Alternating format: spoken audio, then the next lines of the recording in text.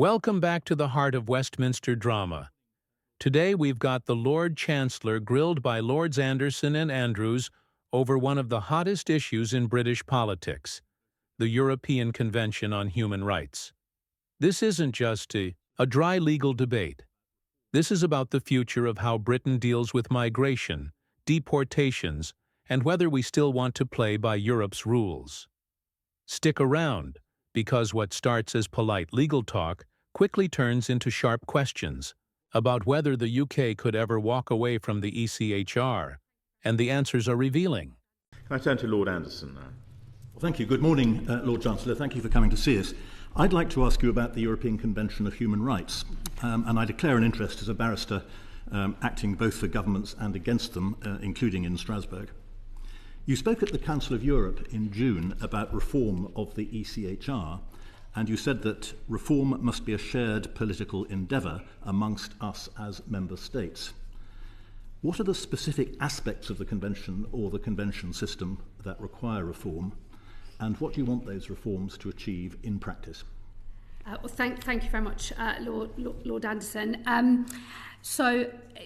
My speech in Strasbourg followed an intervention, as some of you will know, by 9 other member state signatories to the convention, and it was clear going into what was then also my first address to the Council of Europe and my first meeting with the European Court of Human Rights.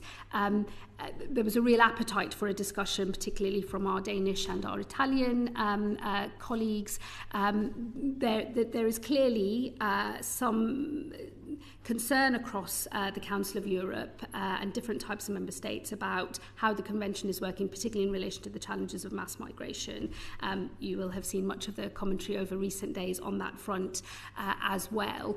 And I wanted to make clear that it's a position of our government that you can be big supporters of the Convention, absolutely stand behind the independence of the European Court of Human Rights, and then also have a sensible conversation about whether an instrument that was written 75 years ago can still fit the needs of the modern era. So on one level, it was to signal that this government takes a very positive approach to the Convention and to the European Court, that we're not here to start attacking that court, very much stand behind the principle of the independence of the judiciary in the international sphere as well, but that we are very keen to be able to shape any conversation on reform that's happening, unlike other potential attempts by previous administrations to talk about reform with colleagues in Europe. This isn't something that is just being led by us, the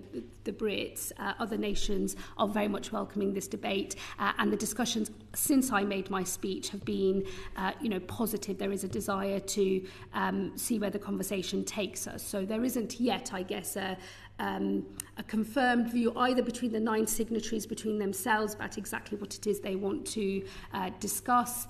We are open to leading the conversation or playing a leading part in it. I obviously in my speech referred to the particular challenges around dealing with irregular migration and also with the deportation of foreign offenders. But on that score, we as a government believe that there is actually work that we can do domestically within our own domestic legal framework, and that is why the Home Secretary in particular is looking at the application of Article 8 and will be bringing forward further proposals later in the autumn. So our work to begin with is very much focused on Article 8. It may expand beyond Article 8, but that will depend a bit on how some of the new conversations with our colleagues in Europe go. I think others, if I may, will come back to that domestic aspect of what you're going to do. But I'll just ask you one more question, if I may. I'm just keen to establish the limit of your political ambition when it comes to what you described as the shared political endeavour between member states. Are we looking potentially at an amendment to the text of the Convention itself? Are we looking at making it perhaps easier to derogate from certain provisions of the Convention? Or do you think the most that is realistically achievable might be some kind of declaration of the kind that we saw in Istanbul, in Izmir, in Brighton, where the states agree certain principles guiding the interpretation of the Convention rather than actually amending its terms? Well, look, I would say that the debate at the Council of Europe is maybe a stage before you get to what is the art of the possible, or how far are people willing to go, which is just the desire to have the conversation. I think in previous certainly under previous British governments, but even with other colleagues in Europe, there has been a nervousness even about having the debate, or, one or two countries have. Notice how carefully the Lord Chancellor is dancing around the real question here. Lord Anderson pressed him directly. Are we looking at treaty changes or just declarations? And the Chancellor's answer: classic political maneuvering. He avoids committing, saying Britain won't take anything off the table, but insists we're still loyal supporters of the Convention. This is a textbook example of keeping allies reassured abroad, while leaving wiggle room at home. What do you think? Is this smart diplomacy or just avoiding giving Parliament a straight answer? The problem with this, but everybody else is basically fine. So it seemed like more of a lone endeavour, more of an isolationist position potentially to be in. What is happening now is more member states are willing to entertain the conversation, but I think they're at the stage of being able to set the parameters for the way in which a conversation might take place before we get to what is on the table. So I would say that it is a stage earlier than what you've said. What is my own personal view? Generally speaking, if you're going to talk about reform because you believe in something and you want it to last another 75 years, you don't start taking things off the table straight away, because that wouldn't, in my mind, seem like a sensible political way to operate. But we do so knowing that we are supporters of the Convention, and we want to remain members of it, and as the Prime Minister has made clear, we're not coming out of it. Thank you. Lady Andrews, and then Lord Fuchs. Thank you, Claire. Good morning, Lord Chancellor. It's lovely to have you here. Thank you for being so frank on all aspects so far. I want to go back to the ECHR, because what you've been saying about the conversation, the discourse you're having across Europe is so interesting and important to us in the context of our inquiry into the rule of law in general. And one of the issues is about the perception of change. And you talked about the changing circumstances which require a rethink of the ECHR, and particularly about mass migration, which has changed the geopolitics to an extent, and it's also changed the perception of how robust and consistent can the interpretation of what are human rights, how can it be? And in your conversations with Europe, when you talked about leadership, do you think you can hold the line that human rights actually have to be defended, even under changing circumstances when there are so many political pressures as well? Do you have the confidence that is sufficiently robust, both as a moral and a political imperative, that we can actually show that sort of leadership? I believe the answer to that is yes, but that is the political test that we have set ourselves as a government, and others can judge for themselves in due course. What I would say is, this really goes to the heart of the argument I was making at the Council of Europe.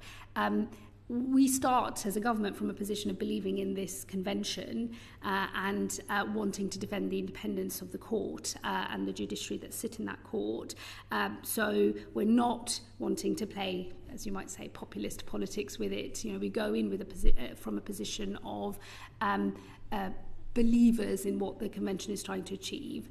And if people who want, who support this instrument and who want it to work can't have this debate in a sensible way, then, honestly, there's no hope really at all for anybody. So part of the desire to make that intervention was to say, look, we're here, we are supported whilst we're a government, this is going to be our position, but, it is incumbent on people who are supporters to engage with it. Otherwise, the debate gets away from you, and others who might want to tear up all of these instruments and who might not have any idea of what they want to replace it with, or if they do, it might not be something that we could all sign up to. They get to lead the debate, and I think it was time for a coming together of like-minded individuals to say we should try to lead the debate in a different direction.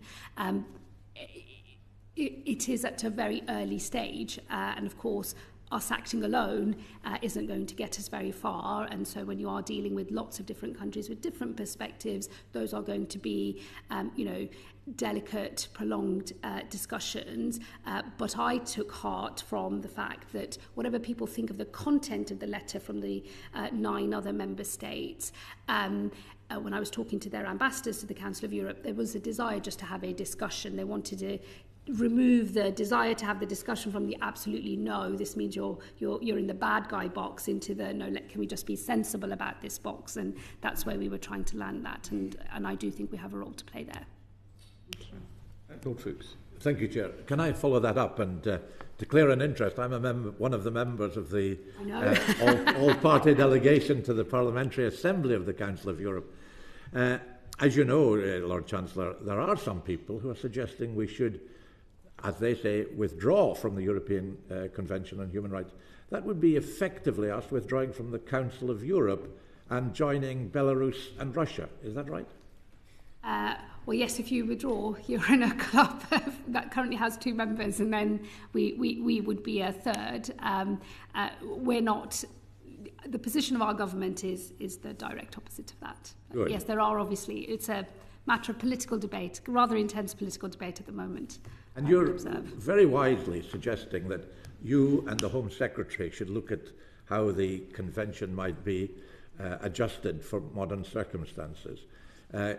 Can you give us assurance that you and the Home Secretary will involve Parliament, both houses of Parliament, in this discussion, and particularly the delegation, the all-party delegation to the Parliamentary Assembly, because I'm sure there would be a useful input from both houses and from the delegation.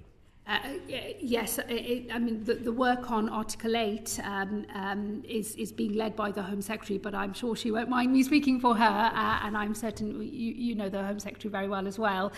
She will, of course, do things a proper way, and there will be plenty of debate and discussion in Parliament. As I say, the government started with their white paper, sort of statement of intent about where we want to go, and the work that we're doing to deal with some of the challenges that irregular migration is posing, and she's already said that later in the autumn we will be saying more about our views on Article 8. Certainly in conversation with members of other delegations in Europe, there is a view, it was surprising to me how widely held that view was, that we, the Brits, maybe go to the nth degree, as I say, that we are at the maximalist end of the spectrum. And so for those who don't necessarily want to get into a big discussion about ECHR reform through the Council of Europe, there was very much a sense of, you guys just need to sort your domestic law out, because you are, you're maybe going a bit too far, and even the court doesn't want you to go that far.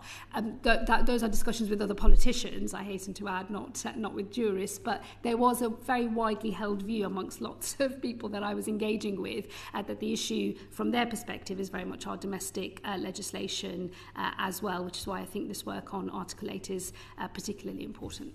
Thank you very much. That's very helpful. Thank you. So there you have it, a tense but revealing session. The government insists the UK is staying firmly in the European Convention on Human Rights, but with Article 8, the right to family life, firmly in their sights for reform. It's a balancing act, signaling loyalty to European partners while promising tough domestic changes to tackle migration and deportation. But here's the bigger question. Can Britain really reshape the ECHR without fracturing its credibility? In Europe, that's a debate far from over. If you found this exchange as eye-opening as we did, make sure to hit that like button, drop your thoughts in the comments, and don't forget to subscribe for more sharp, no-nonsense breakdowns of UK political battles.